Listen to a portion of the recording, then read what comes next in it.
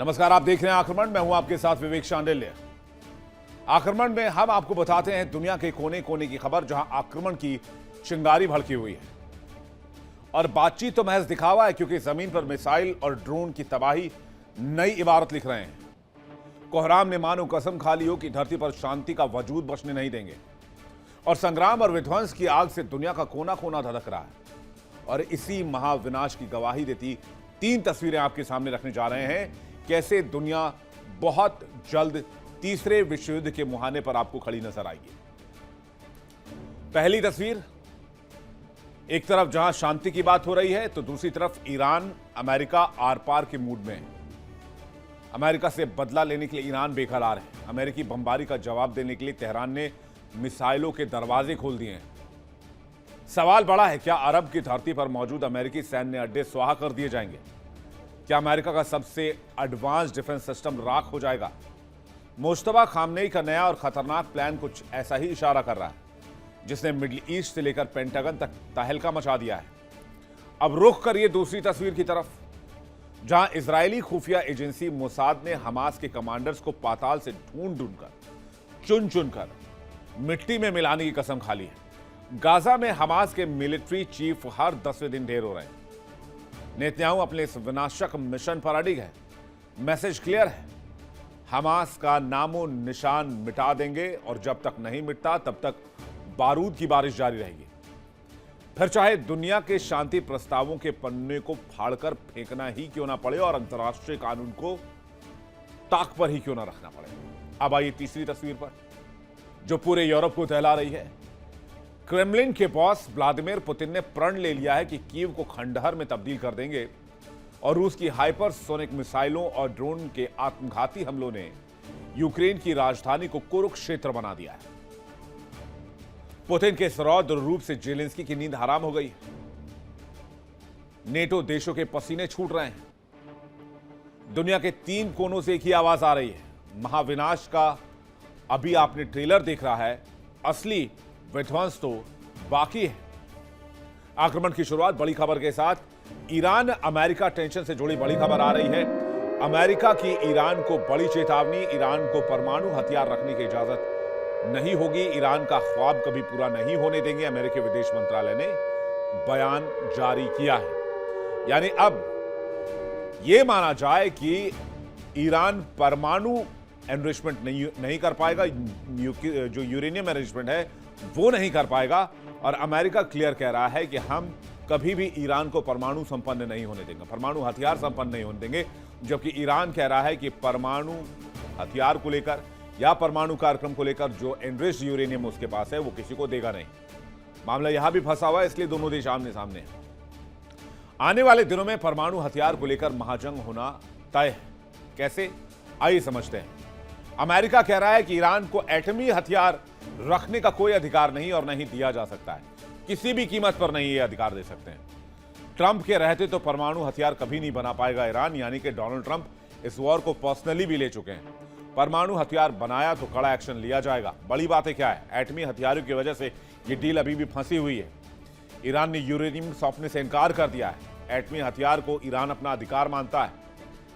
और अब क्या होगा? अब यह होगा कि यूरेनियम और परमाणु हथियारों को लेकर फिर से जंग संभव है, क्योंकि अमेरिका ने कह दिया है बाय हुक और by crook, at any cost हम ये हथियार, ये यूरेनियम लेकर रहेंगे। यानी किसी भी कीमत पर अमेरिका को ईरान का एनरिच्ड यूरेनियम चाहिए।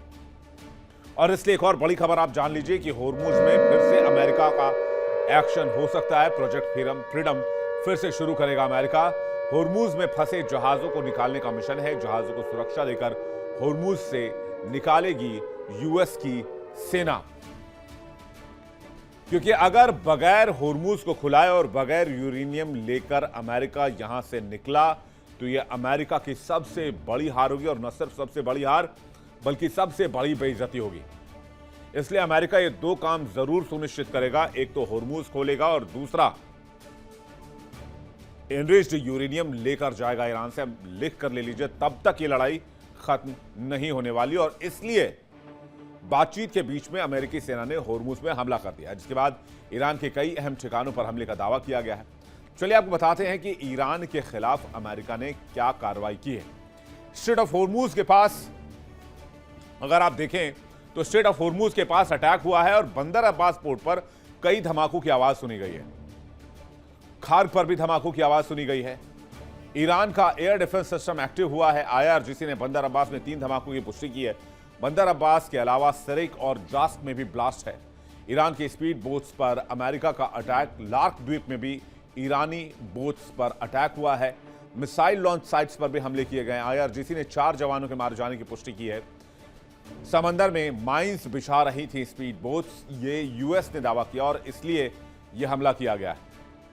अमेरिकी सेना ने होर्मुज के करीब ईरान के खिलाफ बड़ी कार्रवाई की। माना जा रहा है कि अमेरिकी सेना ने कई चरण में इस ऑपरेशन को अंजाम दिया।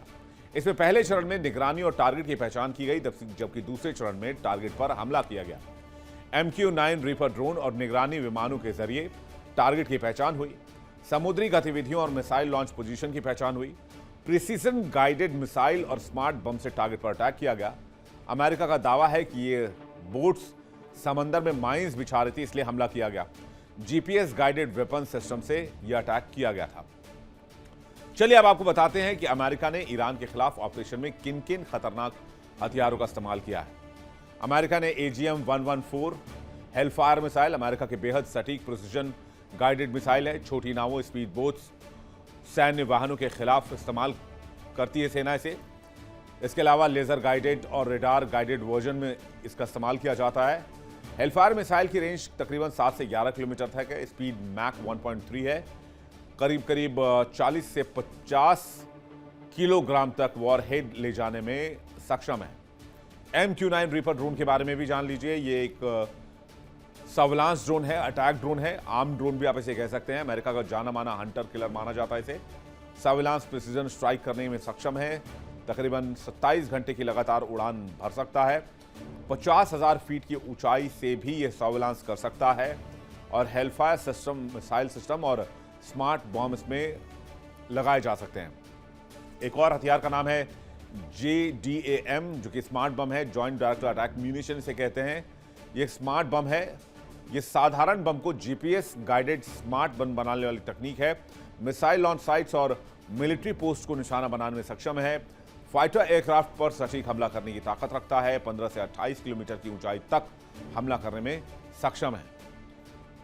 यानी पेंटागन की उंगलियां मिसाइलों के ट्रिगर पर हैं और वॉशिंगटन से डोनाल्ड ट्रंप बस एक आदेश की देरी में कि ईरान का नामो निशान मिटा दो। अमेरिका ने दक्षिणी ईरान को अपनी बमबारी से पहले ही हिला दिया है और इसके बाद तेहरान में भी प्रतिशोध की आग जल रही है। ईरान चीख चीख कर कह रहा है कि अमेरिका ने धोखा दिया है, पीठ पर वार किया है, कतर में चल रही सीज फायर की बातचीत को तोड़ा है, बदनीयती दिखाई है। लेकिन दुनिया के सामने सबसे बड़ा सस्पेंस क्या है? क्या ट्रंप सिर्फ सही वक्त का इंतजार कर रहे थे? क्या अमेरिकी राष्ट्रपति बकरीद और पवित्र हज के मुकम्मल होने की घड़ी देख रहे थे? अब हज की दुआएं पूरी हो चुकी हैं तो क्या खाड़ी के समंदर से मिसाइलें बरसने वाली हैं? क्या ड्रोन के झुंड तेहरान के आसमान को काला करने वाले हैं?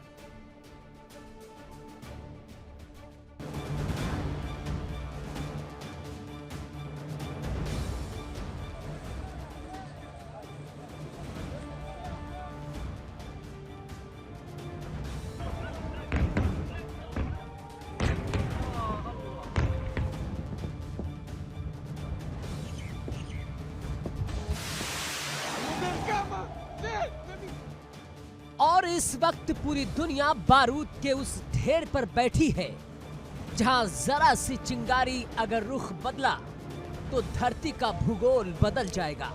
सवाल बहुत सीधा है और बहुत खौफनाक भी। क्या ईरान के साथ महासमझौता होगा या फिर ईरान मलबे के ढेर में तब्दील हो जाएगा? कयामत की घड़ी बेहद नजदीक आ चुकी है।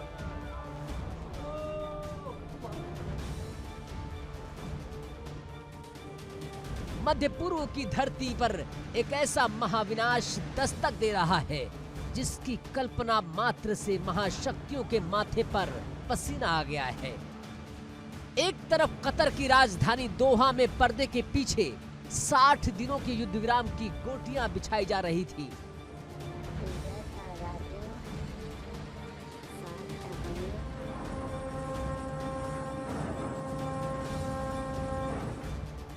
कयास लगाए जा रहे थे कि ईरान के भीतर मुज्तबा खामनेई भी इस सीज़फायर के पक्ष में आ चुके हैं। लेकिन तभी अमेरिकी नौसेना और वायुसेना ने दक्षिण ईरान के सामरिक ठिकानों पर वो भीषण बमबारी की जिसने समझौते की टेबल को बारूद की आग में झोंक दिया। ट्रंप ने हर बार की तरह इस बार भी अपनी कूटनीति के तरकश से टोटल डिस्ट्रक्शन यानी कि पूर्ण विनाश का तीर छोड़ दिया। ट्रंप की धमकी सीधी है, अगर ईरान नहीं झुका, अगर ईरान ने आत्मसमर्पण नहीं किया तो उसे दुनिया के नक्शे से मिटा दिया जाएगा, ईरान को मलबे का ढेर बना दिया जाएगा।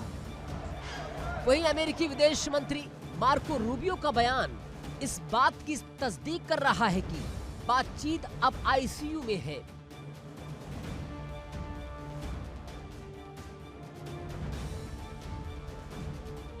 रूबियो ने साफ कहा कि होर्मुज को खोलने और युद्ध विराम पर सहमति बनने में अभी कई दिन लग सकते हैं। लेकिन सवाल यह है कि क्या दुनिया के पास अब कुछ दिन बचे हैं या फिर जंग के घंटे शुरू हो चुके हैं? बातचीत क्यों अटकी है? क्यों कतर से ईरान के दूत खाली हाथ लौट गए? इसके पीछे वजह है वो 5 पॉइंट जो ईरान के लिए वजूद की लड़ाई है।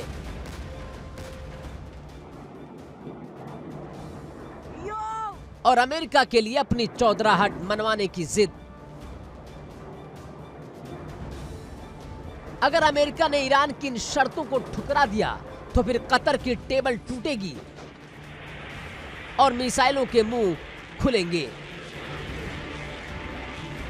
अमेरिका की पहली शर्त है ईरान के यूरेनियम संवर्धन को पूरी तरह जीरो करना, जबकि ईरान का कहना है कि परमाणु तकनीक उसका संप्रभु अधिकार है। अमेरिका चाहता है कि ईरान अपने परमाणु ख्वाब को हमेशा के लिए दफन कर दे, जो तेहरान को मंजूर नहीं। दुनिया के 1/3 तेल की सप्लाई लाइन यानी कि स्ट्रेट ऑफ होर्मुज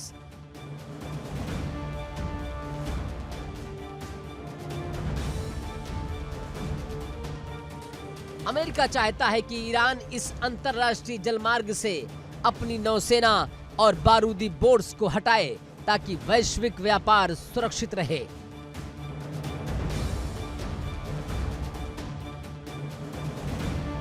ईरान इसे अपनी सुरक्षा का बफर जोन मानता है और चाबी सौंपने को तैयार नहीं।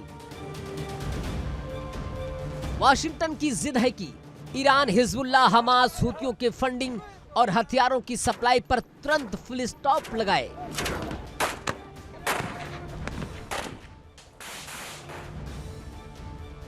ईरान के लिए उसके ये अदृश्य इलाके ही उसकी पहली रक्षा पंक्ति है।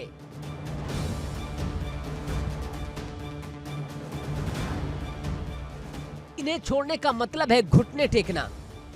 ईरान कहता है कि डील की शुरुआत तभी होगी जब अमेरिका उस पर लगे सारे आर्थिक प्रतिबंध हटाएगा और उसकी फ्रीज की गई अरबों डॉलर की संपत्ति बहाल करेगा।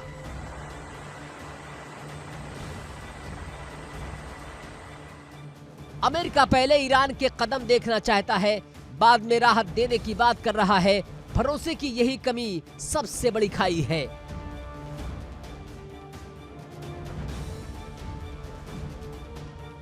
ताजा अमेरिकी हमलों के बाद ईरान ने कड़ा रुख अपनाया है।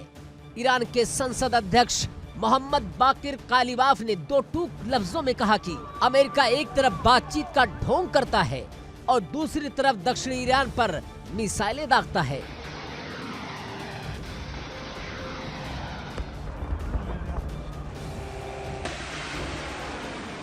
ईरान अब अमेरिका से लिखित गारंटी चाहता है कि समझौते के बाद उस पर कभी हमला नहीं होगा, जिसे देने से पेंटागन साफ मुकर रहा है।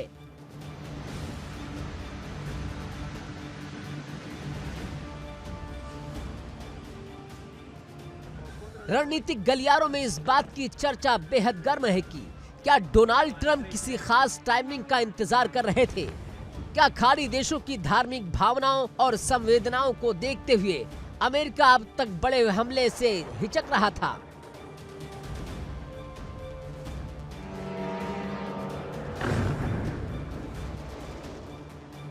मिडल ईस्ट में बकरीद बीत चुकी है, मुकद्दस हज मुकम्मल हो चुका है। विश्लेषकों का दावा है कि अब वाशिंगटन के सामने कोई कूटनीतिक या सामाजिक संकोच नहीं है।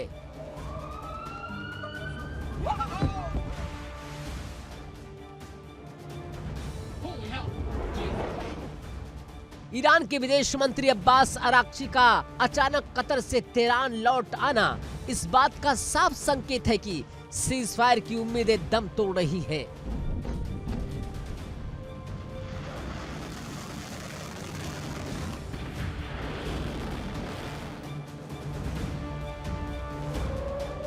ईरान के भीतर सैन्य कमान IRGC ने अपने मिसाइल सिलोस के ढक्कन खोल दिए हैं।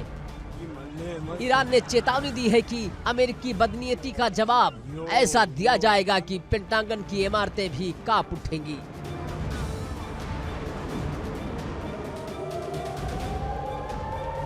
लेकिन अगर ट्रंप ने अपनी धमकी को हकीकत में बदला, अगर अमेरिका के मिसाइल ने लाल सागर और ओमान की खाड़ी से टॉम हॉक मिसाइलें दागनी शुरू कर दी, तो फिर मिडल ईस्ट का कोई भी कोना बारूद की गंध से अछूता नहीं रहेगा।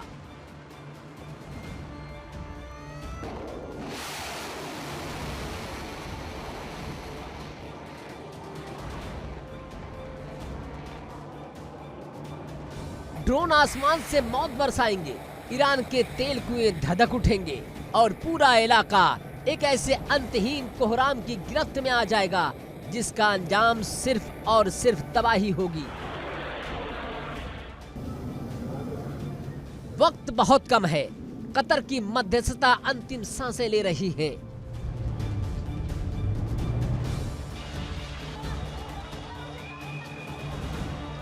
ईरान के सामने दो ही रास्ते हैं, या तो वो अमेरिका के उन 5 कड़े और चुभने वाले पॉइंट को मानकर महासमझौते पर दस्तखत कर दे, अपने वजूद बचाए, या फिर अपनी जिद पर अड़ा रहकर डोनाल्ड ट्रंप की उस महाविनाशक मशीन का सामना करे जो ईरान को मलबे और राख में तब्दील करने का दावा कर रही है।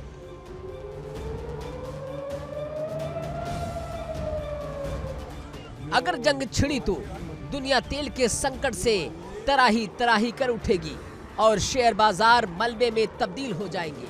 देखना यह है कि तेहरान के हुक्मरान अपनी आवाम को तबाही से बचाते हैं या फिर खाड़ी का ये समंदर तीसरे विश्व युद्ध का गवाह बनता है।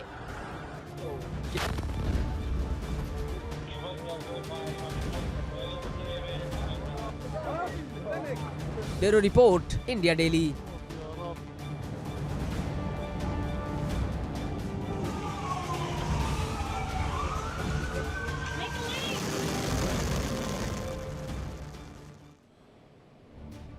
मिडल ईस्ट तनाव से जुड़ी एक बड़ी खबर आ रही है। आपको बता दें, यूएई पर ईरान कभी भी हमला कर सकता है। लेबनान पर आईडीएफ के हमलों से ईरान भड़का हुआ है और अब लेबनान पर हमलों का जवाब देगा ईरान।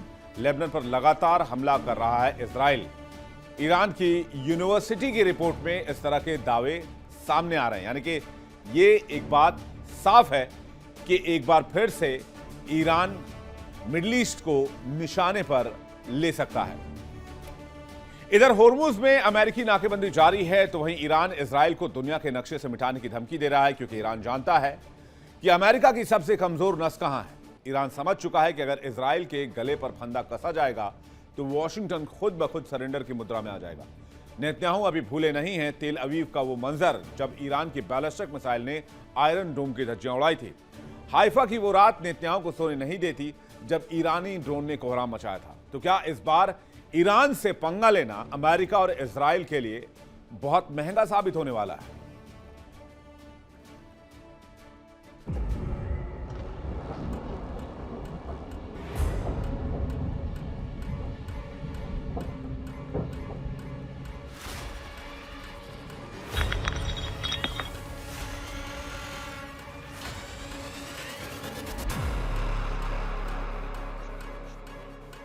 और इस वक्त पश्चिम एशिया से जो खबरें आ रही हैं, वो ये बताने के लिए काफी है कि दुनिया एक ऐसे महायुद्ध के मुहाने पर खड़ी है जहां से वापसी का कोई रास्ता नहीं बचता।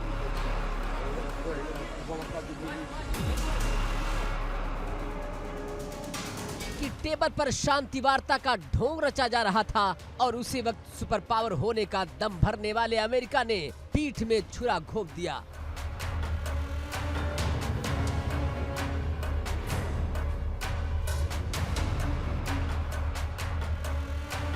होर्मुज और बंदर अब्बास में ईरानी ठिकानों पर अमेरिकी मिसाइलें और अटैक हेलीकॉप्टर कहर बनकर टूटे। अमेरिका को लगा था कि इस हमले से ईरान डर जाएगा। अमेरिका को लगा था कि ईरान आत्मसमर्पण कर देगा, लेकिन ट्रंप का ये मुगालता चंद मिनटों में हवा हवाई हो गया।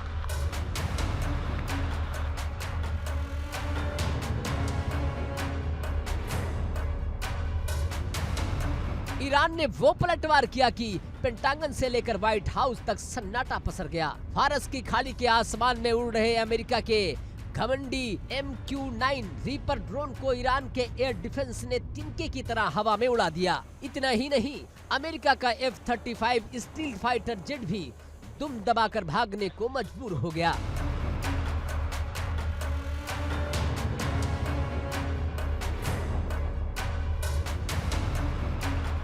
कूटनीति के इतिहास में इसे डोनाल्ड ट्रंप की सबसे बड़ी फजीहत कहा जाएगा। एक तरफ अमेरिकी राष्ट्रपति दुनिया के सामने पीस डील की उम्मीदें जता रहे थे और दूसरी तरफ उनकी सेना होर्मुज में बारूदी सुरंगों का बहाना बनाकर ईरान पर मिसाइलें दाग रही थी।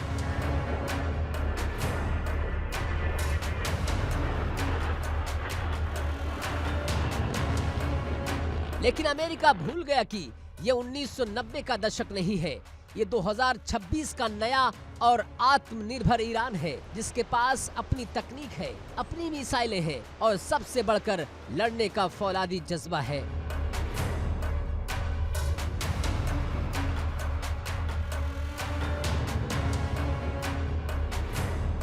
ईरान के सुप्रीम लीडर मुज्तबा खामनेई और ब्रिगेडियर जनरल अबुल फजल शेख रची ने साफ कर दिया कि अगर ईरान के तेल निर्यात को रोकने की जुर्रत की गई तो पूरी दुनिया की रगों में दौड़ने वाला तेल रोक दिया जाएगा।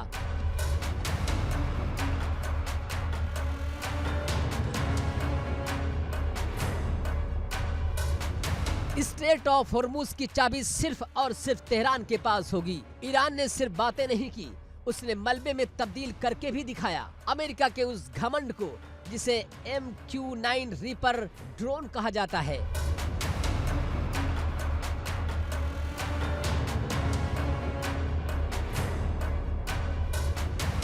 करोड़ों रुपए का अमेरिकी ड्रोन अब फारस की खाड़ी के पानी में तैर रहा है। अमेरिका के RQ-4 ग्लोबल हॉक और 5वीं पीढ़ी के F-35 फाइटर जेट को ईरान की मिसाइलों ने ऐसा खदेड़ा कि महाशक्ति के पायलटों के पसीने छूट गए।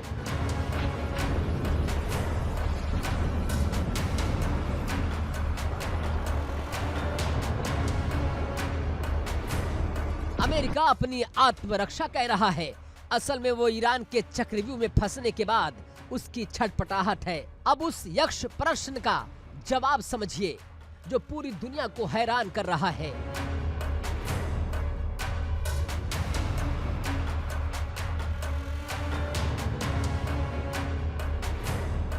जंग होर्मुज के समंदर में छिड़ी है। अमेरिका हमला कर रहा है तो ईरान सीधे नेतन्याहू और इजराइल को अल्टीमेटम क्यों दे रहा है? क्यों ईरान ने कहा कि इजराइल का दुनिया के नक्शे से मिटना तय है?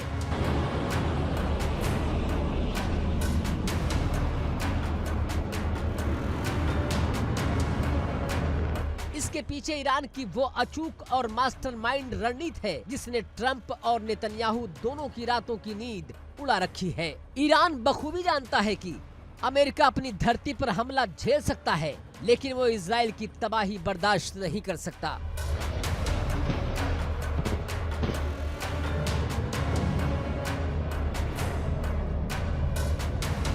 इजराइल पर एक भी ईरानी मिसाइल गिरने का मतलब है वाशिंगटन की कूटनीति का दिवालिया होना। इसलिए ईरान जब इजराइल को टारगेट करता है तो दर्द सीधे व्हाइट हाउस में होता है। नेतन्याहू पूरी दुनिया को डराते थे कि उनका एयर डिफेंस सिस्टम अभेद्य है, लेकिन ईरान ने हालिया जंग में सैकड़ों बैलिस्टिक मिसाइलें दाग कर ये साबित कर दिया कि इजराइल का डिफेंस सिस्टम ईरान की हाइपरसोनिक रफ्तार के आगे सिर्फ एक मूक दर्शक है।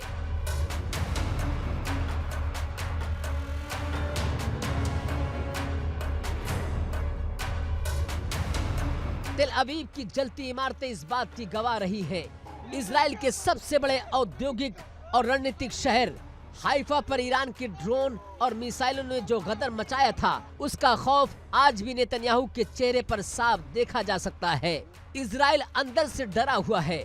वो धौंस तो देता है, लेकिन जानता है कि अगर ईरान ने अपनी पूरी ताकत खोल दी तो इजराइल के पास छिपने के लिए बंकर भी कम पड़ जाएंगे।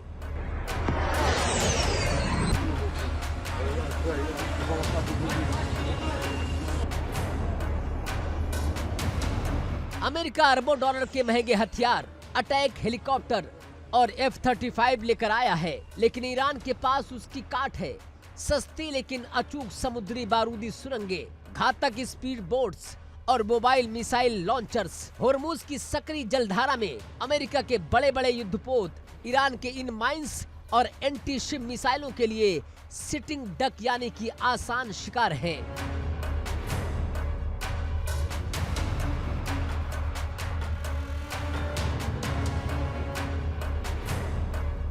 आज पूरा वेस्ट एशिया गवाही दे रहा है कि ईरान से पंगा लेना कितना भारी पड़ सकता है। होर्मुज की जंग में एक तरफ अमेरिका के अटैक हेलीकॉप्टर आसमान से बारूद बरसाने की नाकाम कोशिश कर रहे हैं, तो दूसरी तरफ पानी के नीचे ईरान ने ऐसा अदृश्य जाल बिछा रखा है कि जिसे साफ करने में अमेरिका को हफ्ते लग जाएंगे।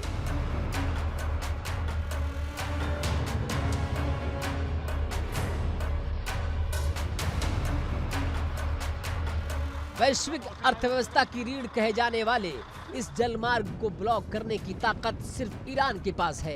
यही वजह है कि नेतन्याहू के पैर कांप रहे हैं। तेल अवीव और यरूशलेम के गलियारों में ये डर बैठ गया है कि अगर होर्मुज में अमेरिकी कार्रवाई थमी नहीं तो ईरान के इमाम हुसैन और खैबर जैसी विनाशकारी मिसाइलें एक बार फिर इजराइल के सीने को छलनी कर देंगी।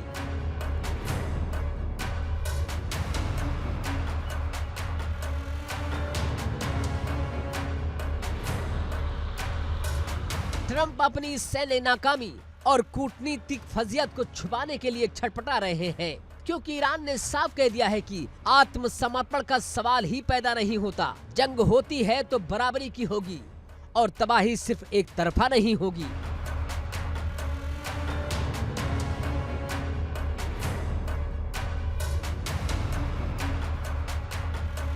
पानी के नीचे बारूदी सुरंगें बिछ चुकी है, आसमान में ड्रोन के शिकार शुरू हो चुके हैं और कतर के शांति वार्ता की फाइलें बंद हो चुकी हैं।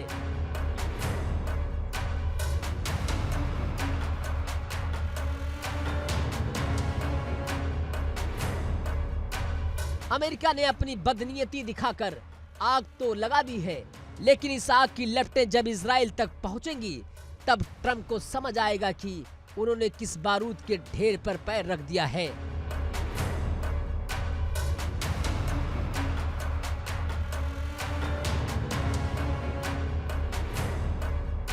नेतन्याहू का डर और ट्रंप की फजियत ये साफ बता रही है कि ईरान अब रुकने वाला नहीं है। अगर अमेरिका ने अपनी नाकेबंदी और हमले बंद नहीं किए तो होर्मुज का समंदर अमेरिकी गौरव को डुबो देगा। बड़ी खबर आ रही है, एर्दोआन का नेतन्याहू पर बड़ा हमला सामने आया है और निशाना साधा एर्दोआन ने। तुर्की के राष्ट्रपति एर्दोआन कह रहे हैं कि नेतन्याहू एक अत्याचारी शख्स हैं। ईश्वर ने चाहा तो नेतन्याहू को सबक सिखाएंगे। दुनिया भर के मुसलमानों से सबक मिलेगा, ये एर्दोआन कह रहे हैं। और ये वही तुर्की है जो नेटो का मेंबर है, और ये वही नेटो है जिसका अमेरिका मेंबर है, और वही अमेरिका इजराइल का सबसे खासम खास है। और उसी अमेरिका ने इजराइल के साथ मिलकर ईरान पर हमला किया। इसे कहते हैं दोगलापन। वैसे ईद उल अजहा यानी बकरीद की पूर्व संध्या, जब गाजा के लोग तबाही के मलबे के बीच त्योहार की उम्मीदें तलाश रहे थे, ठीक उसी वक्त आसमान से चीरती हुई इजरायली मिसाइलें गाजा सिटी के रिमाल इलाके पर कहर बनकर टूटी। एक जोरदार धमाका हुआ और पल भर में एक इमारत पूरी तरीके से खंडहर में तब्दील हो गई। यह इजराइल का वो सर्जिकल स्ट्राइक था जिसने हमास के पूरे शीर्ष नेतृत्व को हिलाकर रख दिया। इजराइल ने दावा किया कि उसने हमास के नए नवेले मिलिट्री चीफ मोहम्मद ओदेह के ठिकानों को नस्तनाबूद कर दिया है। नेताओं ने साफ कर दिया है कि शांति प्रस्ताव के पन्ने चाहे फट भी जाएं, लेकिन 7 अक्टूबर के गुनहगारों को पाताल से भी खोज कर निकालेंगे।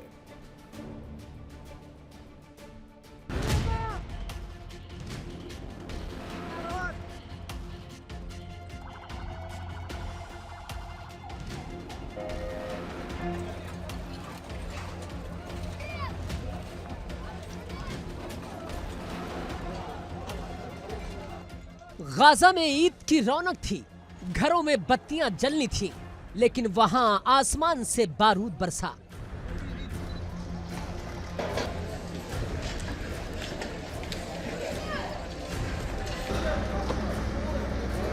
जब दुनिया त्योहार की तैयारियों में जुटी थी, तब इजराइल के लड़ाकू विमानों ने गाजा की हवाओं में मौत की गूंज भर दी।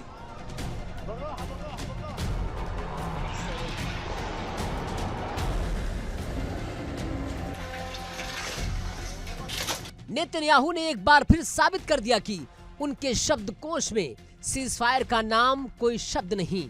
उन्होंने कसम खाई है कि चुन चुन कर मारेंगे, चाहे शांति प्रस्ताव के पन्नों को फाड़ कर फेंकना पड़े या पूरी गाजा पट्टी को मलबे के ढेर में तब्दील करना पड़े।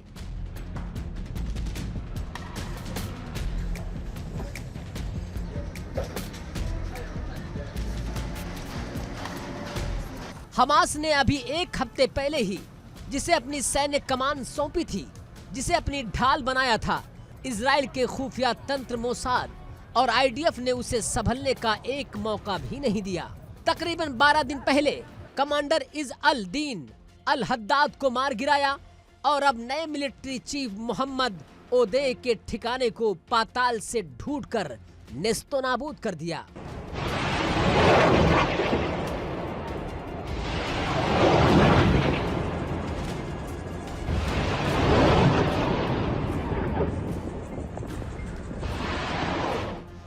पिछली रात जब गाजा के लोग ईद उल अजहा की पूर्व संध्या पर सो रहे थे, अचानक पश्चिमी गाजा का पौष इलाका रिमाल दहल उठा। इजरायली वायुसेना के जेट्स ने 2 सटीक सर्जिकल स्ट्राइक किए। निशाना था एक अपार्टमेंट बिल्डिंग की सबसे ऊपरी मंजिल।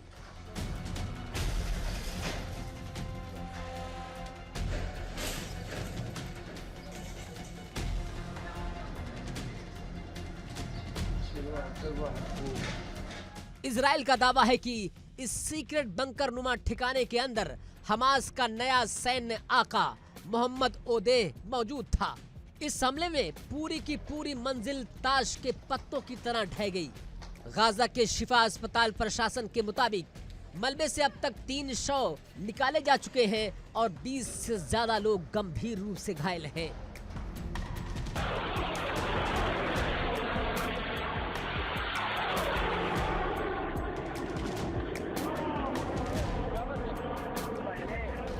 हमास ने इस हमले पर फिलहाल रहस्यमयी चुप्पी साध रखी है।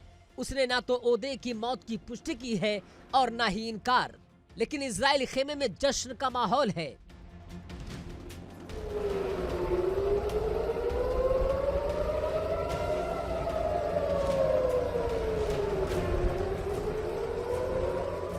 इस बड़े हमले के तुरंत बाद नेतन्याहू और रक्षा मंत्री इजराइल काट्स ने एक संयुक्त बयान जारी किया। यह बयान सिर्फ एक सैन्य कामयाबी की रिपोर्ट नहीं था, बल्कि हमास के बचे खुचे लड़ाकों के लिए डेथ वारंट था।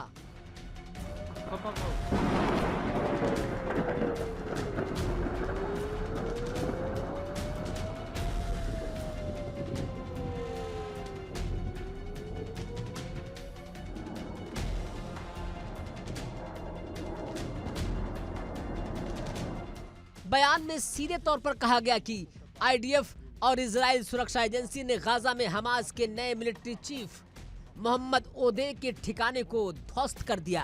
मोहम्मद ओदे वो खतरनाक है जिसने 7 अक्टूबर 2023 के कत्लेआम के दौरान हमास के खुफिया विंग के प्रमुख के रूप में भूमिका निभाई थी।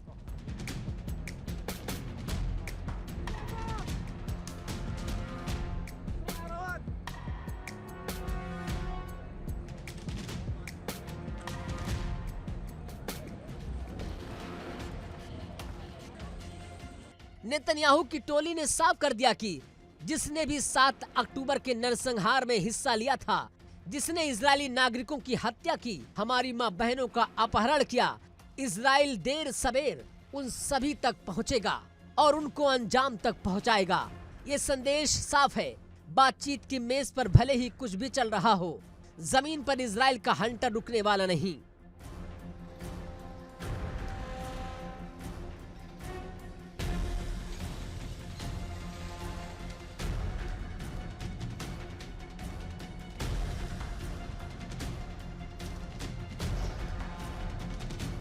इस पूरी कहानी का सबसे दिलचस्प और हैरान करने वाला पहलू है समय का चक्र। इजराइल ने बड़ी कार्रवाई हमास के पिछले military chief is Al Deen Al Haddad को मार गिराने के ठीक 2 हफ्ते बाद ही 15 मई को इजराइल ने अल हद्दाद को ठिकाने लगाया। हमास ने अपनी सेना को बिखरने से बचाने के लिए आनन फानन में महज 1 हफ्ते में मोहम्मद ओदे को अपनी सैन्य शाखा की कमान सौंप दी।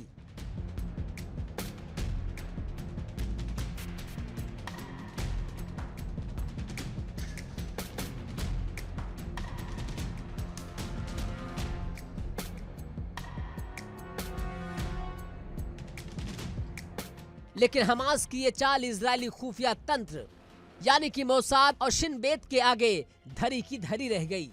ओदे ने अभी कमान संभाली ही थी, वो अपनी नई रणनीति बना ही रहा था कि महज 12 दिनों के भीतर इजराइल ने उसके ठिकाने को ट्रैक किया और आसमान से मौत बरसा दी।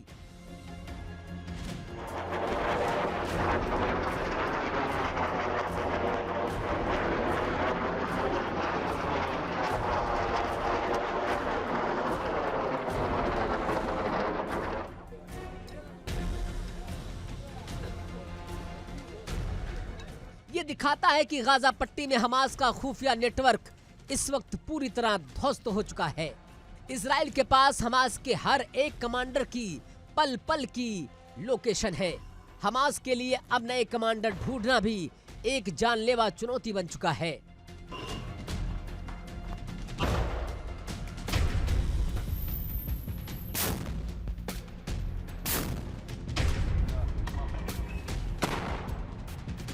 लेकिन इस चुन चुन कर मारने की कसम की एक और खौफनाक हकीकत भी है। इस युद्ध में गाजा पट्टी पूरी तरह खंडहर में तब्दील हो चुकी है। जो इमारतें बची खुची थी, इजराइल उन्हें भी हमास के कमांडर के नाम पर नेस्तो नाबूद कर रहा है।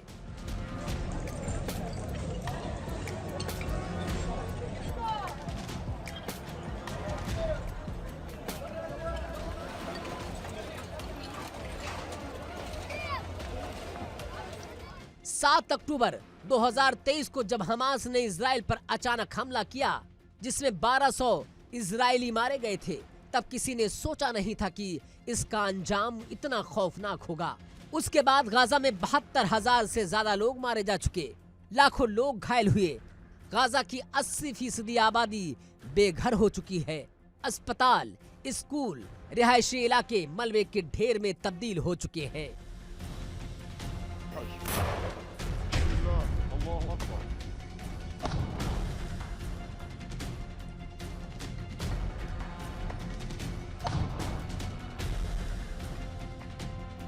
पूरी दुनिया, संयुक्त राष्ट्र और अंतर्राष्ट्रीय अदालत सीजफायर की गुहार लगा रहे हैं। शांति प्रस्ताव के पुलिंदे तैयार किए जा रहे हैं, लेकिन नेतन्याहू ने साफ कर दिया कि जब तक हमास का आखिरी लड़ाका, आखिरी कमांडर खत्म नहीं हो जाता, तब तक इजराइल के कदम पीछे नहीं हटेंगे, चाहे इसके लिए अंतर्राष्ट्रीय दबाव को पैरों तले कुचलना ही क्यों ना पड़े।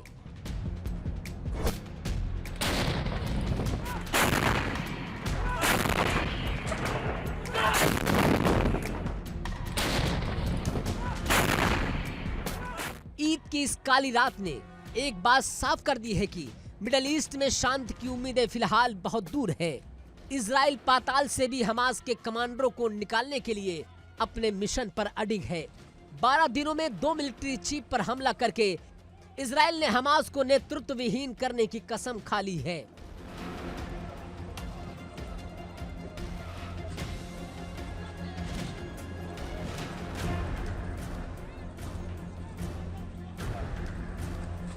लेकिन बड़ा सवाल यह है कि क्या सिर्फ कमांडरों को मार देने से ये विचारधारा खत्म होगी, या फिर इस मलबे के ढेर से नफरत और बारूद की एक नई फसल तैयार हो रही है।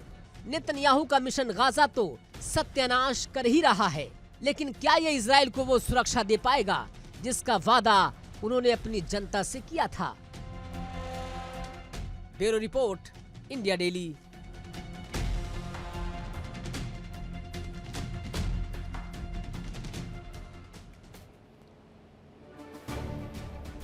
और अब बात कर लेते हैं एक और जंगी मोर्चे की, रूस और यूक्रेन का मोर्चा।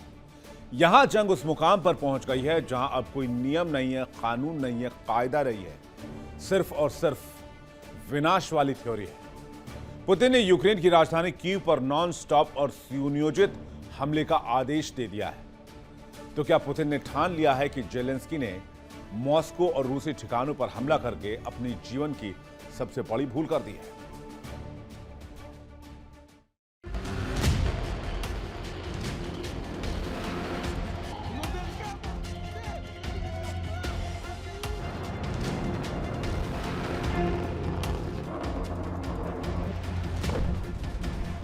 आखिर पुतिन का गुस्सा सातवें आसमान पर क्यों है? आखिर क्यों रूस इस बार आर पार के मूड में है? इसकी वजह है 22 मई की वो काली रात जब यूक्रेन के आत्मघाती ड्रोन ने रूस के नियंत्रण वाले स्टारोबेल्स्क में लुगांस्क स्टेट पेडागोजिकल यूनिवर्सिटी को निशाना बनाया। इस घातक ड्रोन हमले में यूनिवर्सिटी के 18 मासूम छात्रों की मौके पर ही मौत हो गई थी, जबकि 42 से ज्यादा छात्र जिंदगी और मौत के बीच जूझ रहे हैं। इस हमले ने पुतिन को हिला कर रख दिया। रूस ने इसे मानवता के खिलाफ अपराध और जिनेवा कन्वेंशन का सीधा उल्लंघन करार दिया। रूसी रक्षा मंत्रालय ने अपने आधिकारिक बयान में यूक्रेन की जेलेंस्की सरकार और उसकी पश्चिमी आकाओं पर सीधा हमला बोलते हुए कहा कि जेलेंस्की की मिलिट्री सरकार और उसके पश्चिमी प्रायोजकों ने अंतर्राष्ट्रीय मानवीय कानून की धज्जियां उड़ा दी हैं। मासूम छात्रों पर हमला करके उन्होंने 1949 के जिनेवा कन्वेंशन और 1989 के बाल अधिकारों के कन्वेंशन को तार-तार किया है और अब हमारे सब्र का बांध भी टूट चुका है।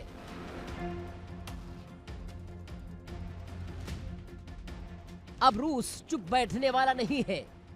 इस बार रूस का गुस्सा सिर्फ सीमा पर नहीं बल्कि सीधे यूक्रेन के दिल यानी कि कीव पर फूटने वाला है। रूस ने इस बार कोई लुका छुपी नहीं की है। रूस ने बाकायदा ऐलान करके दुनिया को बता दिया हमले की शुरुआत की है।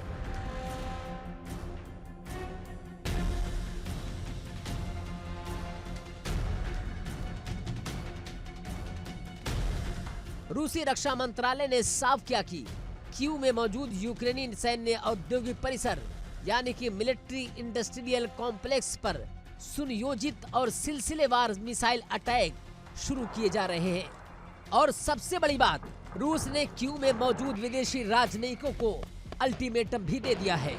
पुतिन की यह चेतावनी कोई सामान्य धमकी नहीं है।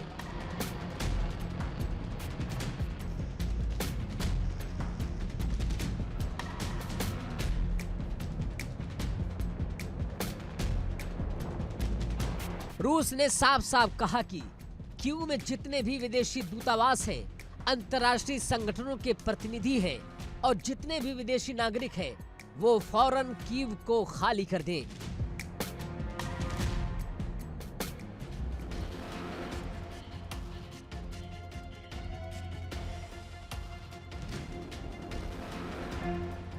रूस के निशाने पर कीव के वो खुफिया ठिकाने और फैक्ट्रियां हैं जहां नेटो के विशेषज्ञ बैठकर ड्रोन की प्रोग्रामिंग करते हैं, यूक्रेन को खुफिया जानकारी देते हैं और रूस पर हमले के लिए टारगेट सेट करते हैं।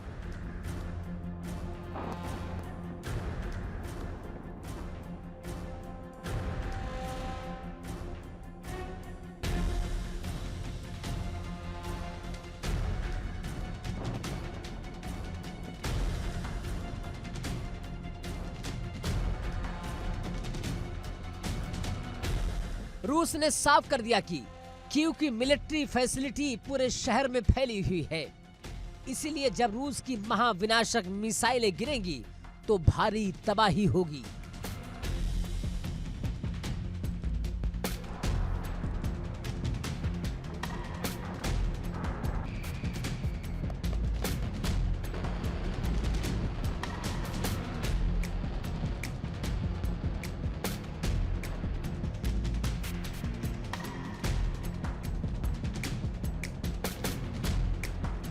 रूस ने कीव के स्थानीय नागरिकों से भी अपील की है कि वो ज़ेलेंस्की शासन के प्रशासनिक और सैन्य ठिकानों से कोसों दूर रहे, क्योंकि पुतिन के लड़ाकू विमान और मिसाइलें अब निर्णय लेने वाले केंद्रों और कमान चौकियों को मलबे के ढेर में बदलने के लिए बेताब हैं।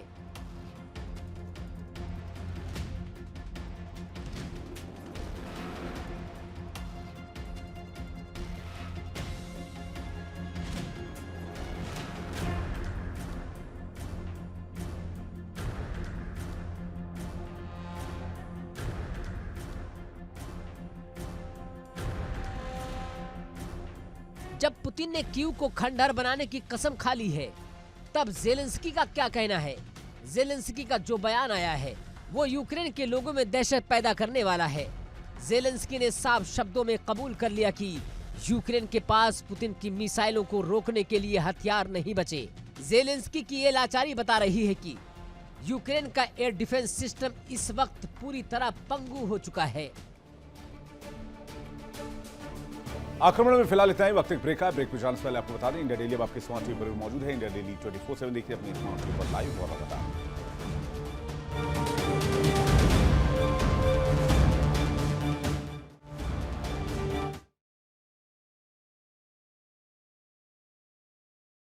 देखिए इंडिया डेली 24/7 अब आपके स्मार्ट टीवी पर। इंडिया डेली मौजूद है सभी डिजिटल प्लेटफॉर्म पर लाइव और लगातार। इंडिया डेली 24/7 हर दिन राष्ट्र को समर्पित।